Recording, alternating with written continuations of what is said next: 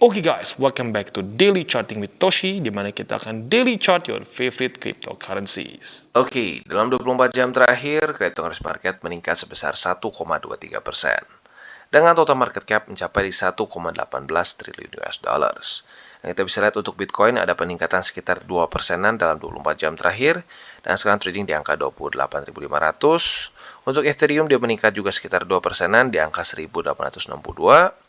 Untuk BNB, dia malah lanjut koreksi di 0,24%, tepatnya sekarang ada di angka 324,85. Lalu untuk XRP, dia meningkat sebesar 0,92%, di angka 46 sen. Cardano meningkat sebesar 0,45%, di angka 38 sen.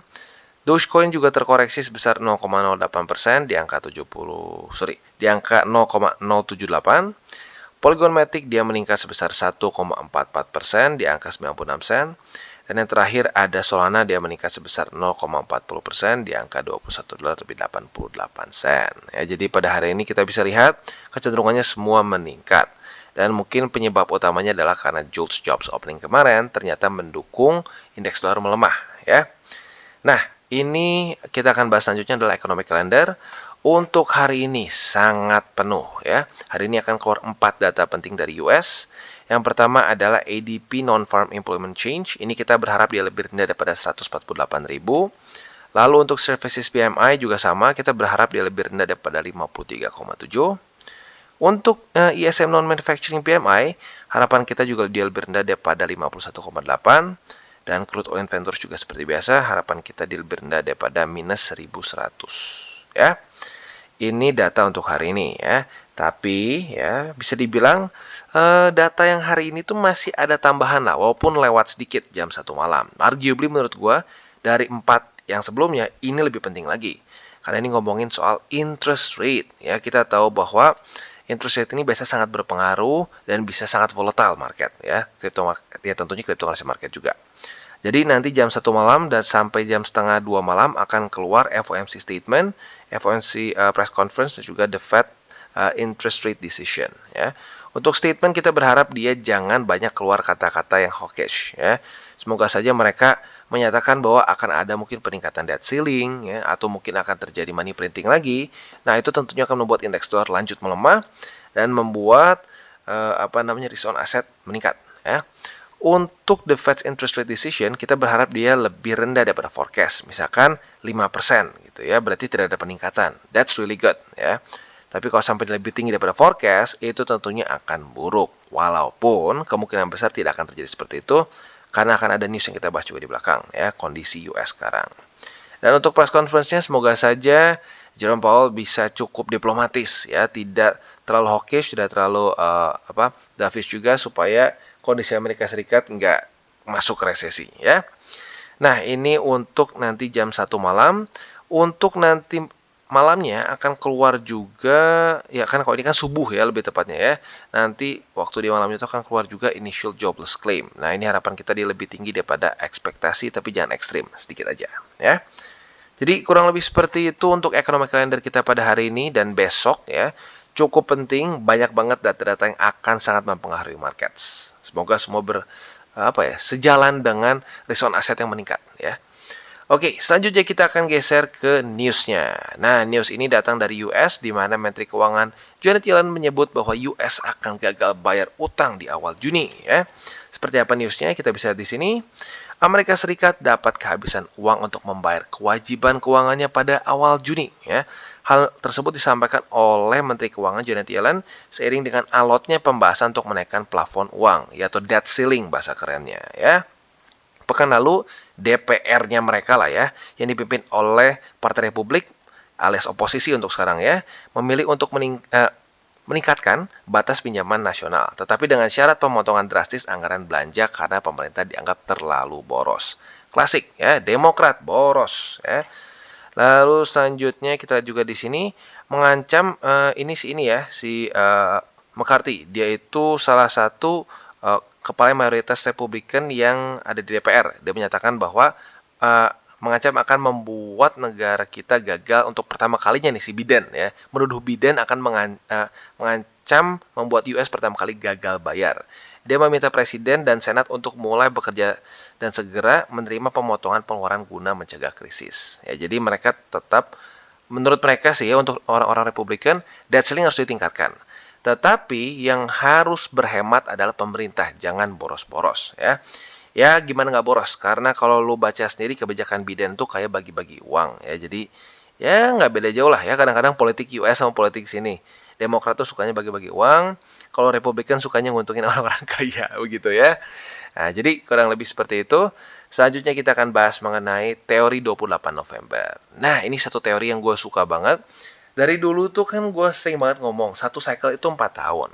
Tapi, kalau kita lihat dari Januari ke Desember, seringkali patternnya itu kayak kurang ngulang ya. Tapi kalau kita bikin per 28 November, ya, jadi dari tanggal 28 November ke tanggal 28 lagi setahunnya, ya, kita bisa lihat ada distinct cycle atau distinct year dalam per cycle, gitu ya. Kalau kita lihat sekali lagi, kita itu masuk dalam masa-masa tahun akumulasi ya. Historically speaking, setiap kali tahun 3 atau tahun akumulasi, ini adalah tahun yang sangat bagus untuk kita akumulasi. Makanya namanya tahun akumulasi. Seperti di sini, dan di sini. Ya, maka dari itu, jadi kalau gue pribadi sih, gue tetap bakal fokus, tetap akumulasi di tahun ini. Bukan berarti dia nggak akan koreksi lagi. Karena kalau kita lihat di sini, terjadi koreksi. Di sini juga terjadi koreksi lagi di akhir-akhir ya. Jadi sekali lagi bukannya berarti ini anti koreksi ya, tetapi secara historically ini adalah tahun-tahun terbaik dan dari 3 siklus sebelumnya ini adalah tahun di mana Bitcoin menemukan bottom ya. Jadi sekali lagi ini tahun terbaik. Tahun kedua terbaik adalah tahun keempat yaitu preparation, di mana di situ juga lumayan lah bisa dapat yield yang not bad terutama di siklus 2 ya. Jadi kurang lebih seperti itu ya, dan sekarang kita langsung geser ke TA-nya. Untuk Bitcoin sendiri kita bisa lihat dia daily close di atas dari MA50 tetapi masih struggling dengan MA20 ya. Plus di waktu bersamaan juga lebih tepatnya dia struggling dengan 28.800 ya. Nah, kalau kita di sini tentunya menjadi PR untuk Bitcoin adalah yang paling pertama bertahan di atas dari MA50 dulu. Itu PR utamanya ya. PR secondary-nya kalau bisa sekalian dia menemukan support di sini, rally dan daily close di atas dari 28.800 dan juga di atas dari MA20. Sama seperti di tanggal 27 April kemarin. Itu harapan gua ya. Karena apabila itu terjadi, secara struktur kita kembali aman lagi menurut gua ya. Itu PR untuk di daily-nya ya, dan untuk Bitcoin. Untuk weekly ya masih jauh lah, kita langsung aja skip ke bagian indeks dolar. Untuk indeks dolar kita bisa lihat di sini kemarin terjadi pelemahan karena JOLTS jobs opening ya. Nah, semoga saja pada hari ini data yang penuh ini akan membuat indeks dolar kembali lanjut nosedive ya, nosedive ke sini. Kalau bisa retest ke 100,99, lebih bagus lagi kalau sampai bisa daily close di bawah dari sini ya, di bawah dari struktur dan bisa membuat membuat lower low. Itu harapan gua ya. Jadi kurang lebih seperti itu untuk makronya pada hari ini. Selanjutnya kita akan geser ke kita akan geser ke buy limit ya. Tetapi seperti biasa sebelum kita masuk ke buy limit, gua akan ingatkan sekali lagi bahwa semua konten dari Toshi Crypto Indonesia ini bukanlah financial advice. Tujuannya semua adalah untuk edukasi. Ya, lalu bagaimana cara untuk mendukung TCI? Ada banyak caranya. Yang pertama lo bisa like our video, bisa share our video, atau juga bisa menggunakan link reflektif di bawah. Komplit. Kita udah kerjasama sama kayaknya nyaris puluhan exchanger level dunia. Jadi pasti kepilih lah buat lo yang suka di bawah ya. Jadi kurang lebih seperti itu, dan sebelum kita lanjut kita akan dengar lo pesan-pesan dari sponsor kita pada hari ini. Oke, today's video is brought to you by Bybit. Dimana pada hari ini Bybit lagi-lagi memanjakan kita sebagai para nasabahnya dengan event deposit and trade. Di sini kita bisa earn up to 22 USDT hanya dengan melakukan hal simpel di bawah ya.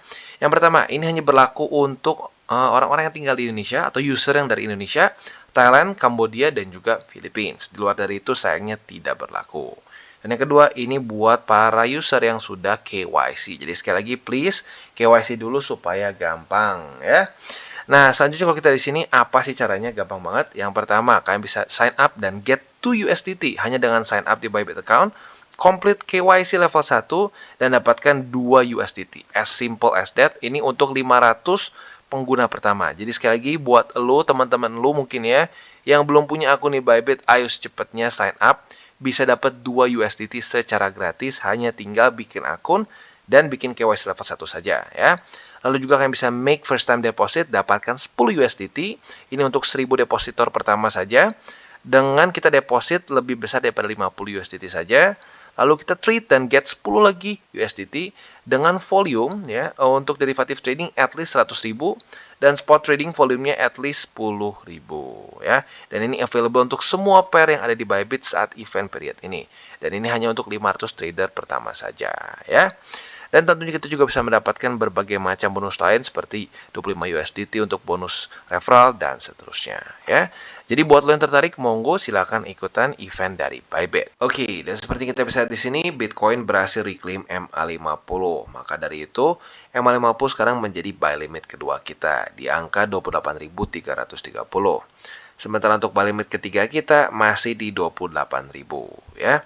Jadi kurang lebih seperti itu yang masih tersisa untuk Bitcoin, buy limit kedua di MA50 dan buy limit ketiga di 28.000 ya. Nah, untuk posisi futuresnya kita bisa di sini sudah terjadi retest 1, retest 2 di 28.000 sebagai support. Maka dari itu, lo harusnya sudah punya posisi long dan target TP konservatif sudah kena di MA50, yang agresif pun di daerah 28.800 sudah kena ya. Jadi congratulations.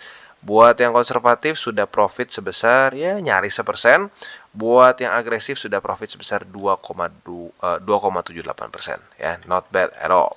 Untuk posisi shortnya kita bisa di sini dia itu sekarang sudah terjadi retest pertama di 28.800. Jadi kalau sampai terjadi lagi retest pada hari ini, retest kedua di sini, maka kita bisa buka posisi short dengan target TP kita yang konservatif di MA50 dan buat yang agresif bisa pertimbangkan di 28.000. Oke, dan sekarang kita masuk ke Ethereum. Untuk Ethereum kita bisa juga di sini sama seperti Bitcoin dia berhasil reclaim MA50 tapi lebih tipis di sini ya. Untuk sekarang kita bisa di sini dia bahkan sudah retest lagi MA50 sebagai support. Jadi bisa dibilang kondisinya mirip. Ini menjadi buy limit kedua untuk Ethereum di angka 1860. Sementara untuk buy limit ketiga kita masih di 1780,62. Untuk posisi futuresnya kita bisa di sini sudah reclaim terjadi di MA50. Apabila besok pagi jam 7 Ethereum masih bisa di liquidate di atas dari MA50, maka kita bisa limit posisi long di MA50 apabila terjadi retest kedua seperti ini ya. Nah, target TP-nya jelas yaitu di angka 1909 di mana kemarin kita sempat juga buka posisi short di sini ya. Untuk posisi shortnya otomatis tinggal kita balik logikanya. Apabila terjadi retest 1, retest 2 seperti di sini atau di sini, nah kita bisa pertimbangkan untuk buka posisi short ya seperti sini dan kita bisa target TP-nya adalah di MA50 untuk yang cenderung lebih konservatif dan buat yang lebih agresif boleh mungkin pertimbangkan target TP-nya di angka 1780. Oke, dan sekarang kita akan masuk ke Phantom. Untuk Phantom kita bisa di sini ya. Dia gagal reclaim 41 sen. Jadi berbeda ceritanya dengan BTC dan Ethereum. Nah, untuk posisi spotnya kita bisa lihat masih di bawah ya. Buy limit pertama masih di MA200 yang ada di angka 34 sen. Buy limit kedua di daerah 34 sen.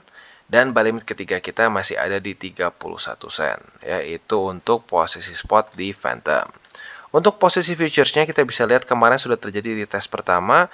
Dan hari ini sudah terjadi retest kedua di daerah 41 sen sebagai resisten. Maka dari itu kemungkinan besar lo sudah punya posisi short sekarang yang sekarang dalam keadaan profit ya. Nah, target TP-nya di mana? Target TP-nya kita bisa pertimbangkan di daerah 39 sen. Itu untuk posisi short-nya. Untuk posisi long-nya kita bisa pertimbangkan dengan logika yang dibalik. Retest 1, retest 2 di 39 sen sebagai support. Kita bisa buka posisi long dengan target TP kita di angka 41 sen.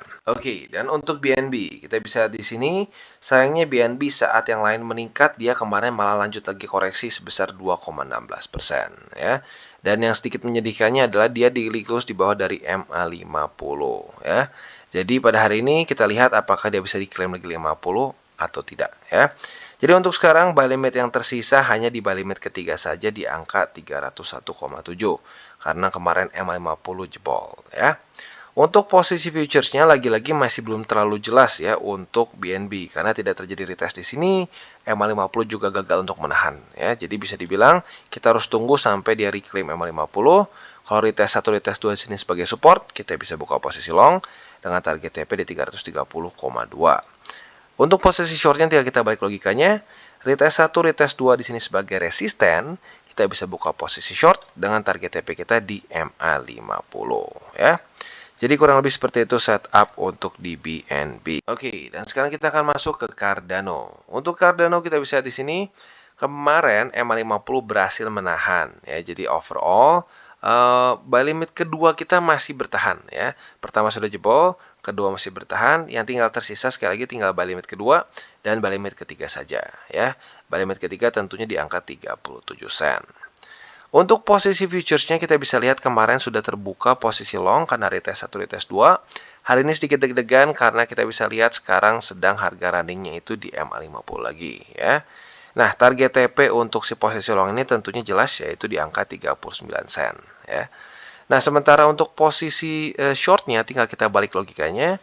Apabila nanti terjadi retest 1, retest 2 di sini sebagai resisten alias terjadi konfirmasi di daerah 39 sen, kita bisa pertimbangkan untuk buka posisi short dengan target TP kita di MA50 untuk yang konservatif. Buat yang lebih agresif boleh pertimbangkan target TP-nya di angka 37 sen ya. Jadi kurang lebih seperti itu setup untuk di Cardano dan juga dari DCWT kita pada hari ini ya. Nah, seperti biasa gue akan ingatkan, jangan pakai uang panas dan jangan sampai over leverage. Dan gue ingatkan pada malam ini sampai subuh nanti jam 1 sampai ya 1:30 lah ya, akan keluar berbagai macam data penting dari US. Jadi expect volatility pada hari ini. Sekali lagi gue ingatkan buat lo yang cenderung nggak mau ambil resiko lagi ya, untuk volatility boleh pertimbangkan untuk TP duluan sebelum keluar data-data penting ini ya. Jadi kurang lebih seperti itu dan sekali lagi gue ingatkan nanti jam subuh jam 1:30 sampai jam 1 ini akan jadi sangat penting sekali ya. Karena ini adalah bisa dibilang komponen paling penting dari kebijakan The Fed. Kalau ini semua keluarnya bagus ya menurut gue ini akan membuat indeks dolar melemah signifikan, tembus mungkin struktur 100,99 ya dan juga akan membuat cryptocurrency market cenderung pump. Oke guys, jadi itu adalah akhir dari segmen DCWT kita pada hari ini. Dan jangan lupa bagi kalian yang merasakan manfaat dari segmen ini, jangan lupa untuk share ke teman-teman kalian. Dan apabila lu pengen mensupport channel kita, ya TCI, jangan lupa untuk menggunakan link referral kita di bawah. Nggak wajib ya, tetapi apabila lu menggunakan link referral kita di bawah, ada macam-macam ya, dari Bybit, Huobi, Maxi, toko kripto, dan banyak lagi ya. Ya, walaupun nggak wajib, tapi kalau menggunakan link referral kita, lu secara langsung membantu perkembangan dari TCI. Dan satu lagi, jangan lupa juga untuk join Telegram group kita, di mana kita bisa ngobrol-ngobrol santai mengenai dunia cryptocurrency secara dua arah. So, jangan lupa untuk like, subscribe, klik the bell icon, and see you on the next video.